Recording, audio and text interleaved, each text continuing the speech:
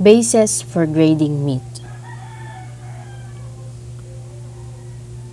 Grading categorizes carcasses by quality, yield, and value, and provides producers, wholesalers, retail meat operations, and restaurants the information they need to purchase a grade of meat that suits their particular needs. Grading is also intended to ensure that the consumer has a choice in selecting a consistent and predictable quality of meat. So the beef grading system applies a uniform grade standard to any breed based on the amount of marbling in the ribeye along with the maturity of the carcass. The marbling is related to the tenderness of the meat, with more marbling and a higher grade being more tender and flavorful. So, here are the bases for grading meat. First is the age of the carcass is assessed. It must be youthful. So when we say carcass, it is the body of an animal prepared for use as meat. Next is fat levels are assessed by measuring with a special ruler on the left side of the carcass between the 12th and 13th ribs across the rib-eye muscle at the 12th rib or the front quarter of beef. An additional assessment of the external fat cover of both sides is made. Grade A beef has a fat covering that is firm and white or slightly tinged with a reddish or amber color, and it's not more than 2 mm in thickness at the measurement site. Next is a muscle score is determined from a grid depending on the width and length of the ribeye muscle. Grade A beef has muscle that ranges from good with some deficiencies to excellent. 10 minutes after having been exposed, the ribeye muscle shows firm and bright red in color. So, beef grading. So here is the beef characteristics and the beef carcass quality factors. So, high quality beef has firm, velvety, fine-grained, lean, bright red in color, and well marbled. The fat is smooth, creamy white, and well distributed. In young beef, the bones are soft, porous, and red. The less desirable mature beef has hard white bones. So, maturity or the age. The age of the animal affects tenderness. So, the physiological age of the carcass is important since the tenderness of lean muscle decreases as the animal advances in age. It is measured by the degree of ossification of the vertebrae. Next is the gender or sex, if it is male or female. So, pronounced masculinity in animals, males affects meat color and palatability, or the texture and taste. So, does sex affect meat quality? It was concluded that sex affects muscle and fat deposits in the carcass, and consequently affects meat quality characteristics such as tenderness, muscle fiber, characteristics, and etc. Conformation. So, meat yield is influenced by the degree of muscling. So, in a beef animal, the legs should be squarely set under the four corners of its body. The shoulders should not be too straight. This is an indicator of leg problems. Do not select an animal with signs of being post-legged, knock-kneed, splay-footed, sickle-hook, or buck-kneed, or one with short, straight pasterns. Fat. Fat color and texture, white as opposed to yellow, influence consumer acceptability, whereas fat cover affects meat yield. And meat. Meat marbling affects quality, juiciness, and tenderness. Color and texture influence consumer acceptability. So, carcass quality attributes include tenderness, cut size, fat cover, marbling, meat, and fat color, whereas composition attributes include salable meat, meat yield, and proportions of fat, lean, and bone. Yield grading.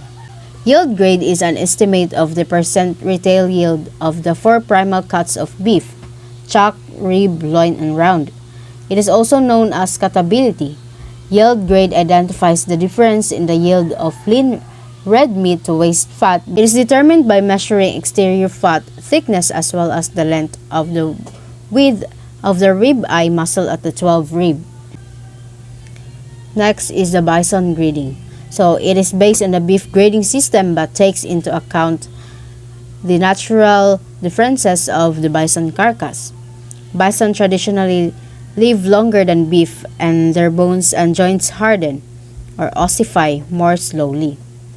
So bison grading helps to ensure that the meat from both heifers and bulls reflects a certain quality. Bison grading is a voluntary service for a fee provided by the Canadian Beef Grading Agency. Retail and food service customers often require graded product to ensure a consistent culinary experience for their customers. The veal grading. So veal is meat from the young bovine born into the dairy industry. So veal is generally very tender due to its age and has a mild, or some might even say bland, flavor with little fat cover and marbling. Next is the lamb grading. So the lamb grading service is delivered by the Canadian Sheep Federation, which has been accredited by the CFIA to perform this function. The current system is voluntary and designed to provide more information to producers and consumers. So there are 4 quality grades within each class. For lamb and yearly mutton, the quality grades are prime, choice, good, and utility. Mutton carcasses are graded choice, good, utility, and cull. The factors used in quality grading lamb carcasses are maturity, lean quality, and carcass conformation. And the last is pork grading. In commercial agriculture, pigs raised for food or pork are usually required to as hogs. Once the carcasses have been graded, the meat is always referred to as pork. Pork from youthful hogs is very tender due to the absence of heavy connective tissue. Although inspection is mandatory, its grading for quality is voluntary, and a plant pays to have its pork graded. USDA grades for pork reflects only 2 levels, acceptable grade and utility grade. Pork sold as acceptable quality pork is the only fresh pork sold in supermarkets.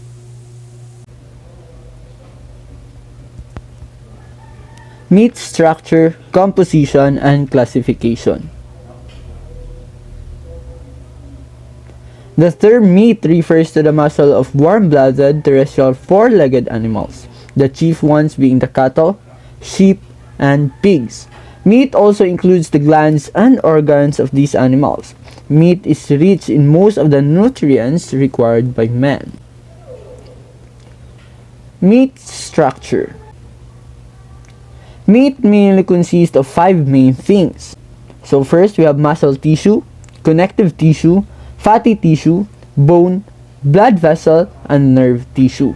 Muscle tissue is a specialized tissue found in animals which functions by contracting, thereby applying forces to different parts of the body. So muscle tissue is composed of muscle fibers. These are made up of cells which contain protein called actin and mucin. Next is connective tissue.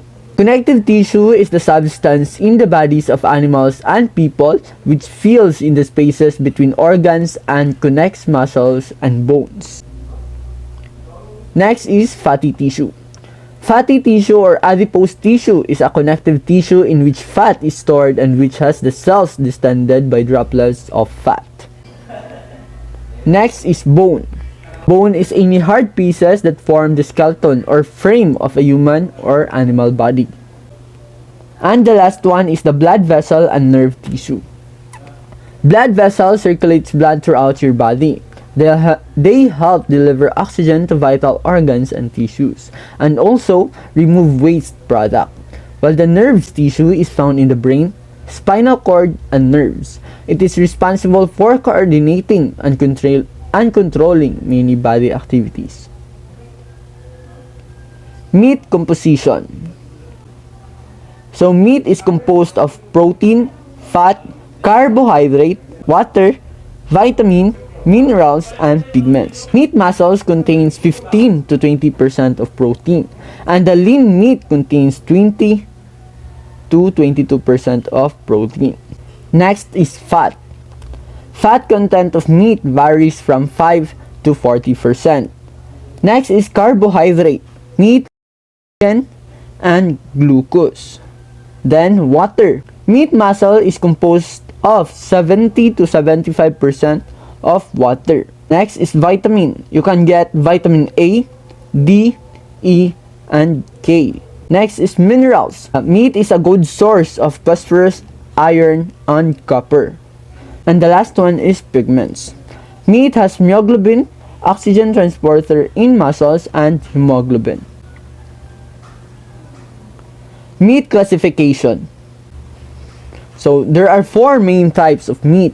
So first we have organ, beef, pork, and mutton. Organ meats. Organ meats, also known as offal, are the consumable organs of animals. Organ meats includes liver, hearts, brains, and intestines, to name a few. Next is beef. Beef is a meat from full-grown cattle about 2 years old. This includes steaks, roast, briskets, hamburger, and others. Live steer weighs about 1,000 pounds and yields about 450 pounds of edible meat.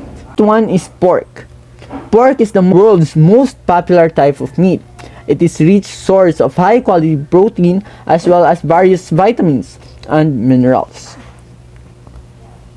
And the last one is mutton. Mutton is defined as a meat from a fully grown sheep. Meat from sheep between the ages of 1 month and 1 year is served, while sheep older than 1 year is served as mutton. Mutton is the meat of a mature adult sheep, typically between 2 and 3 years old.